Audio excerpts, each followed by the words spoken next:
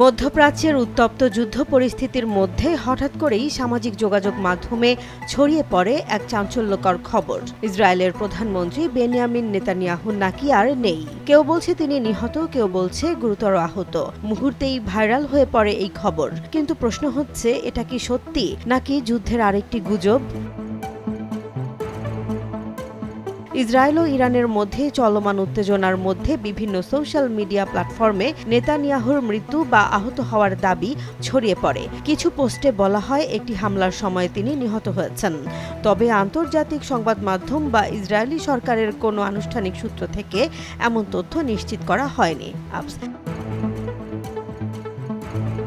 Fact check করা আন্তর্জাতিক কয়েকটি সংবাদ মাধ্যম বলছে এই খবরের কোনো নির্ভরযোগ্য প্রমাণ নেই, বরং অনেক ক্ষেত্রে দেখা গেছে পুরনো ভিডিও বা ভুয়া তথ্য ব্যবহার করে এসব দাবি ছড়ানো হয়েছে। বিশেষজ্ঞদের মতে যুদ্ধ পরিস্থিতিতে এমন গুজব ছড়ানো একটি পরিচিত কৌশল, যাকে বলা হয় মনস্তাত্ত্বিক যুদ্ধ বা সাইকোলজিক্যাল ওয়ারফেয়ার। বিশ্লেষকদের মতে সংঘাতের সময় প্রতিপক্ষের নেতৃত্ব সম্পর্কে বিভ্রান্তিকর তথ্য ছড়িয়ে জনমনে আতঙ্ক তৈরি করা কিংবা রাজনৈতিক বার্তা দেওয়ার চেষ্টা করা হয়।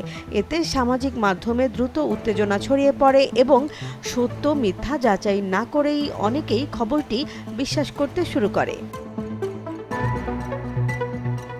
বর্তমান পরিস্থিতিতে পাওয়া সর্বশেষ তথ্য অনুযায়ী ইসরায়েলের প্রধানমন্ত্রী নেতানিয়াহু এখনও দায়িত্বে আছেন এবং বিভিন্ন বৈঠক ও বক্তব্যে যুদ্ধ পরিস্থিতি নিয়ে অবস্থান তুলে ধরছেন। অর্থাৎ তার মৃত্যুর দাবি এখন পর্যন্ত প্রমাণিত নয়। সব মিলিয়ে নেতানিয়াহুর মৃত্যু নিয়ে ছড়িয়ে পড়া খবরটি এখন পর্যন্ত নিশ্চিত নয় এবং অধিকাংশ বিশ্লেষক এটিকে গুজব বা তথ্যযুদ্ধের অংশ হিসেবেই দেখছেন।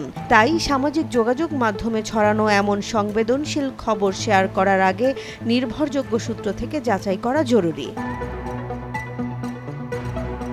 জেসমিন জাহান, নিউজ ডেস্ক, জনবাণী।